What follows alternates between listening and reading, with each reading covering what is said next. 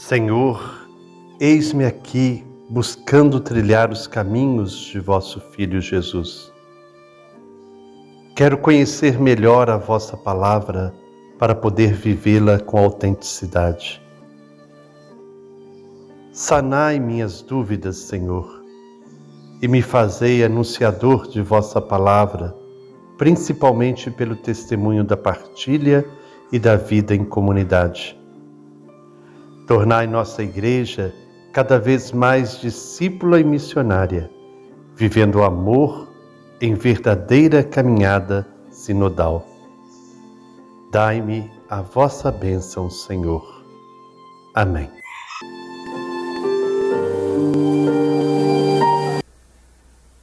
Pela graça de Deus, vivendo eu vou, pois viver ou morrer eu deixo nas mãos de Deus. Minha vida tem sentido, pois Deus me libertou. Pela graça de Deus, eu sou quem sou.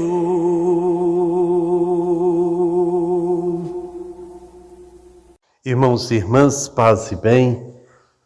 É com alegria que hoje nós iniciamos nova etapa em nossa caminhada pelos caminhos da Bíblia. Queremos trilhar os caminhos de São Paulo através da sua primeira carta à comunidade de Corinto. Que nós possamos então beber nesta fonte da espiritualidade paulina e cada vez mais sermos uma igreja missionária, uma igreja discípula e nesse espírito do sínodo darmos as mãos e caminharmos juntos. Hoje, neste primeiro dia, nós teremos uma introdução à primeira carta de São Paulo aos Coríntios. Convidei a professora Mariana Venâncio, de Juiz de Fora, para fazer uma breve abordagem sobre essa primeira carta aos Coríntios. Ela dá luzes para esta nossa caminhada. Então, hoje teremos essa introdução como, de fato, uma porta que se abre para trilharmos caminhos bonitos juntos com a comunidade de Corinto. Seja bem-vinda, Mariana, a esse nosso grupo de reflexão bíblica. Paulo foi um grande apóstolo evangelizador que, desde o princípio da sua experiência cristã, entendeu muito bem que a novidade transformadora, salvadora e libertadora do Evangelho precisava ser levada ao maior número possível de pessoas. Por isso, no Novo Testamento, nós podemos conhecer um pouco da história da pregação de Paulo pelas comunidades fora da Palestina, aprendendo também com seu estilo evangelizador e missionário.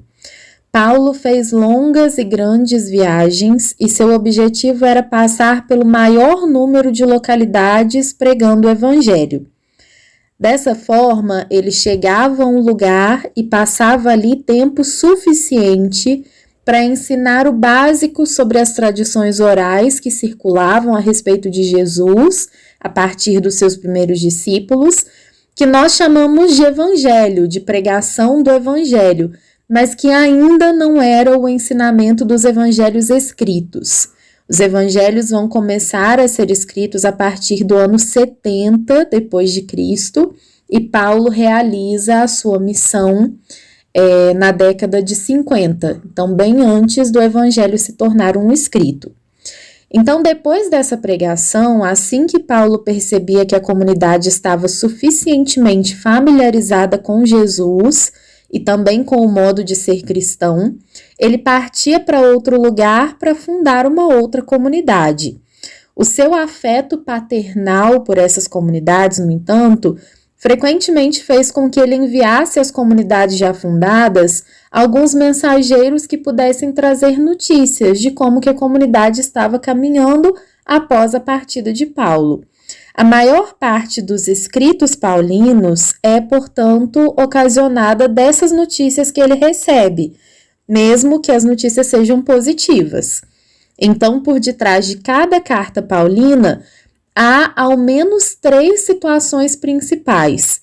Primeiro, a experiência de Paulo convivendo com aquela comunidade, residindo e pregando o evangelho para eles. Depois, a experiência independente da comunidade, quando Paulo precisa partir. E um terceiro momento, que é o das impressões, reações e louvores mesmo de Paulo por essa experiência independente da qual ele tem notícia. Com relação às cartas aos coríntios, não será diferente. Elas surgirão dessas notícias que Paulo recebe da comunidade de Corinto. Nós vamos nos concentrar por hora em compreender melhor como se originou a primeira carta de São Paulo aos Coríntios, mas o contexto que ocasiona essa primeira carta é muito semelhante àquele que vai originar a segunda carta também. A comunidade de Corinto era um grande e importante centro naquela época. Era um lugar estratégico para a missão evangelizadora de Paulo. Além disso, Corinto será uma comunidade pela qual o apóstolo vai nutrir grande carinho e zelo. Então, Paulo passará um longo tempo residindo em Corinto, ensinando o evangelho, ajudando a comunidade a dar os seus primeiros passos nessa nova fé em Jesus que ele anuncia.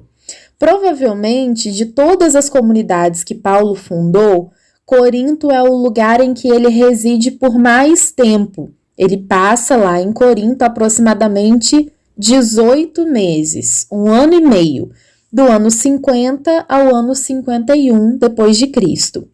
Perceba que nesse tempo, aproximadamente 20 anos depois da ressurreição de Jesus, como eu disse, nenhum evangelho e nada no Novo Testamento ainda havia sido escrito. Tudo sobre Jesus era transmitido por meio da pregação oral. Nessa época, no ano 50, Paulo vai escrever o primeiro texto do Novo Testamento. Então, enquanto ele mora lá em Corinto, ele escreve a primeira carta aos Tessalonicenses, comunidade que já estava fundada e da qual ele havia recebido notícias. Então, Paulo reside em Corinto entre os anos 50 e 51 e vai embora e escreverá depois as suas cartas à comunidade, mais ou menos entre os anos de 52 e 54. Paulo escreve uma primeira carta que se perdeu, depois ele escreve uma nova no ano de 54, quando ele estava lá em Éfeso, já na sua terceira viagem missionária, e é essa segunda carta que está na nossa Bíblia com o nome de Primeira Carta aos Coríntios. Depois dessa segunda carta, ele ainda volta a escrever novas cartas a Corinto, que não foram conservadas em sua totalidade, mas conservaram-se apenas alguns trechos, e esses trechos reunidos se tornaram aquilo que na nossa Bíblia está nomeado como Segunda Carta de São Paulo aos Coríntios. Então, nós tivemos uma primeira carta que se perdeu, uma segunda carta que se tornou a nossa primeira, e depois mais ou menos 5 ou 6 cartas que se tornaram a nossa segunda carta de São Paulo aos Coríntios. Como nós dissemos, Corinto é um grande centro, e por isso lá temos outras correntes religiosas e de pensamento antes de Paulo chegar lá e anunciar o evangelho, a vida cristã e o nome de Jesus. Essas correntes diferentes de pensamento são especialmente relacionadas à cultura grega, que era muito forte naquela região. Esses pensamentos diferentes do cristianismo vão confrontar essa fé cristã que Paulo anuncia, e em muitas situações vão provocar dúvidas substanciais naquela comunidade, especialmente quando outras pessoas chegam também para anunciar o evangelho.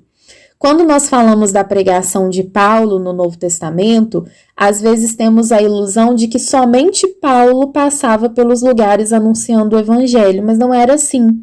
outras pessoas também iam às mesmas comunidades onde Paulo estava pregando para anunciarem também o evangelho.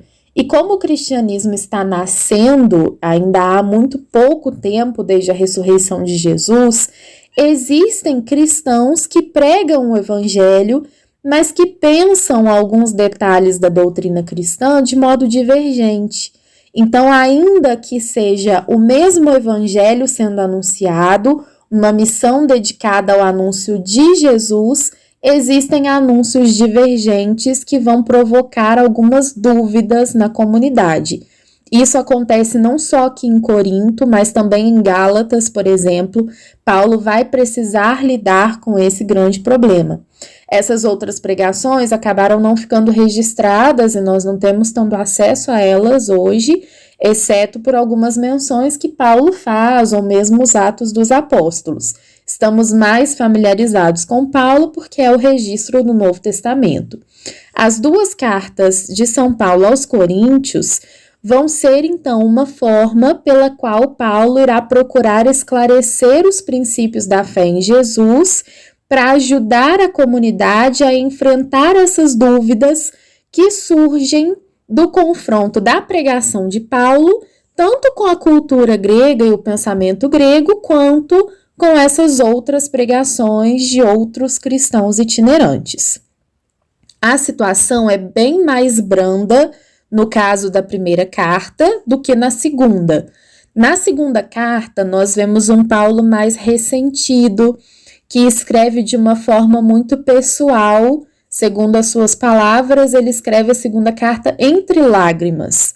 Na primeira carta, então, os esclarecimentos desse conflito são muito mais de pensamento e de doutrina. Então, Paulo vai se dedicar mesmo a esclarecimentos doutrinais.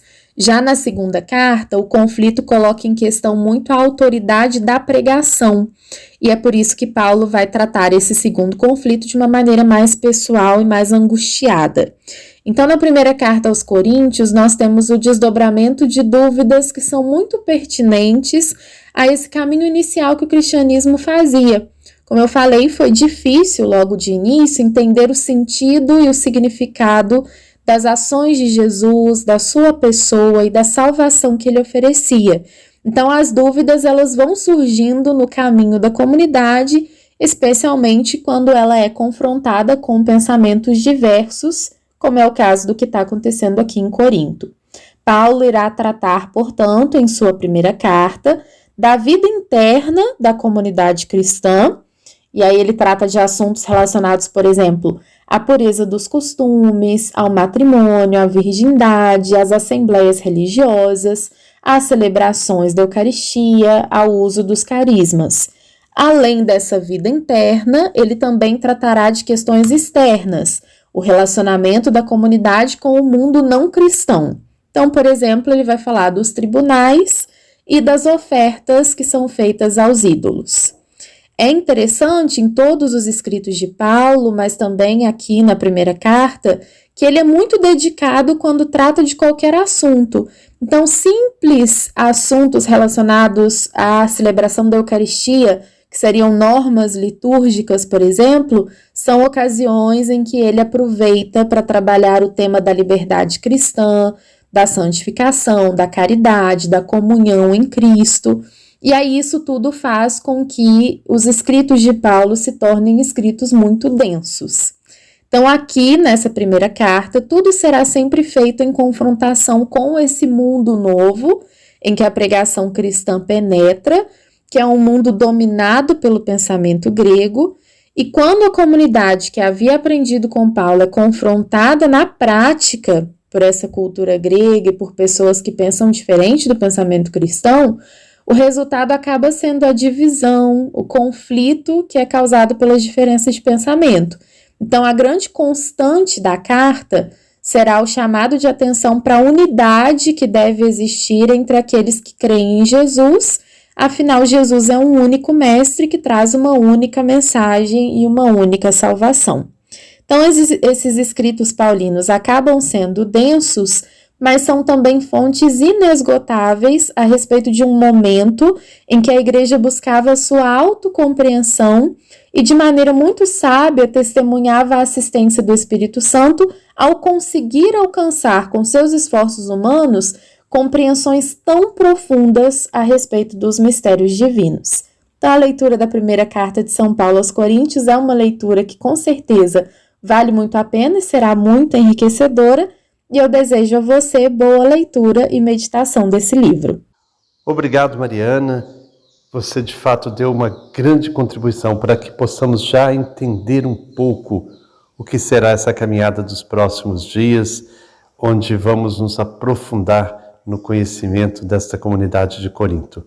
Que esta busca da Palavra de Deus nos inspire a vivermos cada vez melhor em comunidade. Que o Senhor Deus, fonte de amor e de bondade, nos abençoe. Em nome do Pai, do Filho e do Espírito Santo.